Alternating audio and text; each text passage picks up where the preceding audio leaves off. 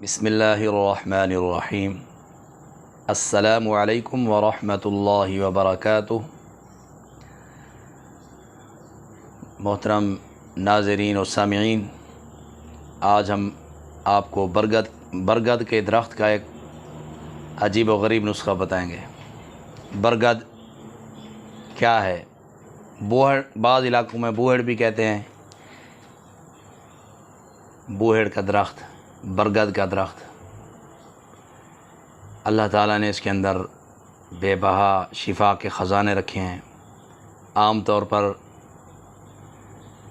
مشہور یہ ہے کہ گھر میں نہ لگایا جائے۔ لوگ اس کے بارے میں عجیب و غریب باتیں کرتے ہیں اس درخت کے بارے میں کہ گھر میں نہ لگایا جائے، یہ اس میں نحوست ہوتی ہے، نعوذ باللہ۔ اور بعض لوگ کہتے ہیں جی اس کے اوپر جنات رہتے ہیں، خبیث جنات رہتے ہیں۔ دیکھیں، قرآن و حدیث کے مفہوم کے مطابق جنات تو ہر جگہ رہتے ہیں، ہر درخت پر جنات رہتے ہیں۔ آپ صلی اللہ علیہ وسلم کی حدیث مبارک کا مفہوم ہے کہ درختوں کے سایہ کے نیچے پیشاب پخانہ نہ کیا کریں۔ آپ صلی اللہ علیہ وسلم کی حدیث مبارک کا مفہوم ہے درخت کے سایہ کے نیچے پیشاب کرنا، پخانہ کرنا سے منع کیا گیا ہے،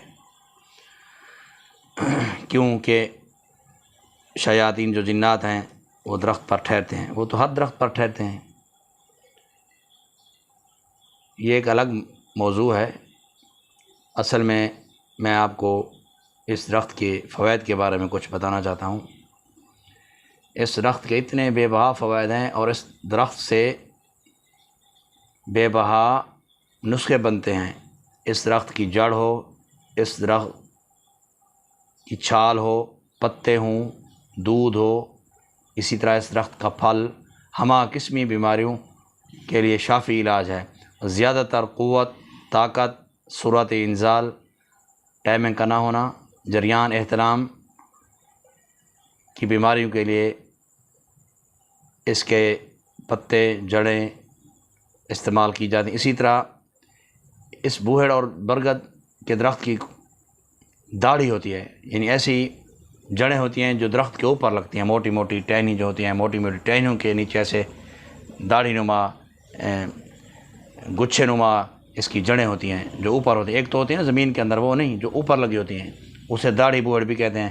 عورتوں کے رحم کے مسائل ہوں، اسی طرح کسی کے بال گرتے ہوں یا جوڑوں میں درد ہوتا ہو، اس میں بھی بوہڑ کی داڑھی استعمال کی جاتی ہے۔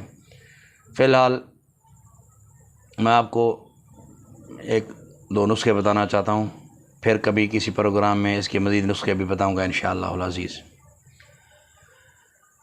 آپ میں سے جتنے دوست ہیں، آپ کہیں چلے جائیں، پاکستان کے اندر سروے کر لیں، انڈیا کے اندر سروے کر لیں، دنیا کے کسی ملک کے اندر سروے کر لیں، جہاں پرانے زمانہ کے بادشاہوں کا محل ہوگا وہاں یہ درخت ضرور ہوگا۔ میری بات غور سے سنیں۔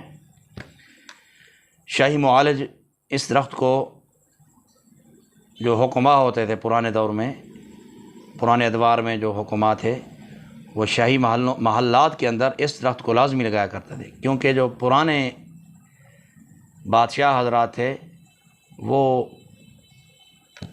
جو کافر تھے، وہ تو کافی سارے زیادہ عورتیں اپنے انڈر رکھتے تھے، ان سے میل ملاپ رکھتے تھے، عیاش قسم کے بادشاہ ہوتے تھے۔ ان کے لیے شاہی نسخے تیار کیے جاتے تھے اس درخت سے۔ اس لیے آپ جہاں بھی چلے جائیں، پاکستان کے اندر آپ مقبرہ جہانگیر چلے جائیں، مقبرہ نور جہاں چلے جائیں، اسی طرح آپ شاہی قلعہ کے اندر چلے جائیں، آپ بہاولپور چلے جائیں جو محلات ہیں، آپ اسی طرح نوابوں کے محلات چلے جائیں، یا آپ کسی بڑے سے بڑے زمیندار جو پرانے زمیندار گزرے ہیں ان کے ڈیروں پر چلے جائیں، آپ کو یہ درخت ملے گا۔ ایک تو اس کا فائدہ یہ ہوتا ہے کہ یہ درخت بہت بڑا اور قد آور ہوتا ہے، اور اس کی جو سایہ ہوتا ہے وہ بہت گہرا اور ٹھنڈا ہوتا ہے۔ اس درخت کے بے بہا فوائد ہیں۔ آج کے پروگرام میں مختصر طور پر میں آپ کو سورۃ انزال، آج کل جو مسئلہ بنا ہوا ہے، نوجوان نسل ہو گئی یا پرانے جوان بھی ہو گئے، خوراکیں ہیں نہیں، سورۃ انزال ہو جاتا ہے، جو ہی بیوی کے قریب جاتے ہیں فوری طور پر ڈسچارج ہو جاتے ہیں، فارغ ہو جاتے ہیں، اور اکثر گھروں میں لڑائیاں ہیں، عورتوں کا جو خواہش ہوتی ہے وہ مرد پوری نہیں کر پاتے، خود تو فارغ ہو جاتے ہیں، عورتیں فارغ نہیں ہوتی ہیں، عورتیں پھر طرح طرح کی بیماری کا شکار ہو جاتی ہیں۔ بعض عورتیں تو منہ پہ کہہ دیتی ہیں، بے عزتہ کر دیتی ہیں۔ ہمارے پاس کچھ مریض آتے ہیں، وہ پھر ہمیں بتاتے ہیں کہ ہماری عورتیں ہم سے لڑتی ہیں، اور کچھ عورتیں پھر منہ پر تو کچھ نہیں کہتی لیکن وہ بات بات پر لڑتی رہتی ہیں جب ان کی خواہش پوری نہیں ہوتی ہے، اور اس طرح اکثر گھرانے ٹوٹ بھی گئے ہیں۔ اللہ تعالیٰ معاف فرمائے۔ جن بھائیوں کا مسئلہ ہو، انہیں جریان ہو، منی پتلی ہو گئی ہو، احتلام ہوتا ہو، یا وہ سورۃ انزال ہو یعنی ٹائمنگ نہ ہو، تو دو نسخے میں بتاؤں گا اس برگد کے درخت کے سے جو آسانی سے آپ بنا سکیں گے۔ پہلا فی الحال دو بتاؤں گا، پھر کسی پروگرام میں اور بھی بتاؤں گا۔ پہلا نسخہ سن لیں آپ، اس درخت کے جو نرم نرم لال اور پیلے رنگ کی کونپلیں ہوں، درخت کے پتوں کی نرم نرم کونپلیاں، چھوٹے پتے ہوں نرم نرم، ان کو آپ توڑ لیں، توڑ کے آپ ان کو سایہ کے اندر خشک کریں۔ جب اچھی طرح خشک ہو جائیں، پھیلا کے رکھنی ہے، کٹھی نہیں رکھنی ہے، کسی پاک اور صاف کپڑے پر پھیلا کے رکھنی ہے۔ چھوٹے چھوٹے پتے جو نرم کونپلیں، کلیاں کہہ لیں یا کونپلیں کہہ لیں، آپ نے ان کو پھیلا کے رکھنا ہے۔ جب یہ سوکھ جائیں، 1-2 دن دھوپ بھی لگوانی ہے ان کو تاکہ اچھی طرح سوکھ جائیں، پھر اس کا صفوف تیار کر لیں۔ شوگر کے مریض ہوں تو انہیں فائدہ ہوگا، شوگر بھی انشاءاللہ لیول پہ آ جائے گی اور منی بھی گاڑھی ہو جائے گی۔ اور کچھ جن کو شوگر نہ ہو وہ چینی یا مصری بھی اس کے اندر شنگری ڈال سکتے ہیں میٹھا، بطور میٹھا کرنے کے لیے۔ تو انشاءاللہ العزیز اس نسخہ کو گائے کے دودھ یا بکری کے دودھ کے ساتھ کھاتے رہیں۔ بہتر تو ہے گائے کا دودھ مل جائے یا پھر بکری کا مل جائے، جو بھی مل جائے، دودھ سے کھائیں تو زیادہ بہتر ہے، ورنہ پانی سے بھی کھاتے رہیں، لگاتار کھاتے رہیں، انشاءاللہ جلد ہی اس کا رزلٹ آنا شروع ہو جائے گا۔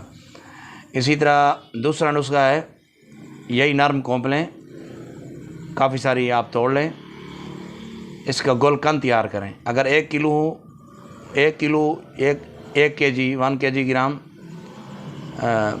کلو گرام یعنی کہ کونپلیں ہوں نرم، یہی نرم پتے ہوں چھوٹے چھوٹے، تو اس کے اندر آپ 2 کلو چینی ڈال دیں، اچھی طرح انہیں مسلیں۔ جب اچھی طرح گول کان تیار ہو جائے، 8-10 دن دھوپ میں رکھیں، ڈبہ میں محفوظ کر کے دھوپ میں رکھیں۔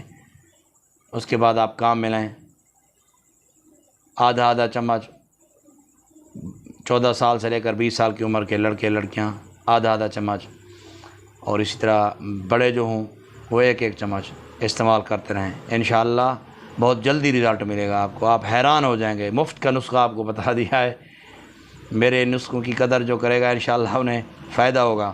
تو آپ نے ایک تو ہمارے چینل کو اب تک اگر سبسکرائب نہیں کیا تو سبسکرائب بھی کر لیں، تاکہ ہر نئی آنے والی ویڈیو، ہر نئے آنے والے نسخے آپ کو بر وقت ملتے رہیں، اور دوستوں سے بھی شیئر کریں۔ یہ نسخے صدقہ جاریہ ہے، کسی کا بھلا ہو جائے۔ آج کل مہنگائی کا دور ہے، ہماری کوشش یہی ہوتی ہے کہ آپ کو جو نسخے بتائے جائیں وہ مہنگے نہ ہوں، بلکہ آپ آسان ترکیب سے بنا سکیں۔ امید ہے آپ دوستوں کو یہ میری ویڈیو پسند آئے گی۔ السلام علیکم ورحمۃ اللہ وبرکاتہ۔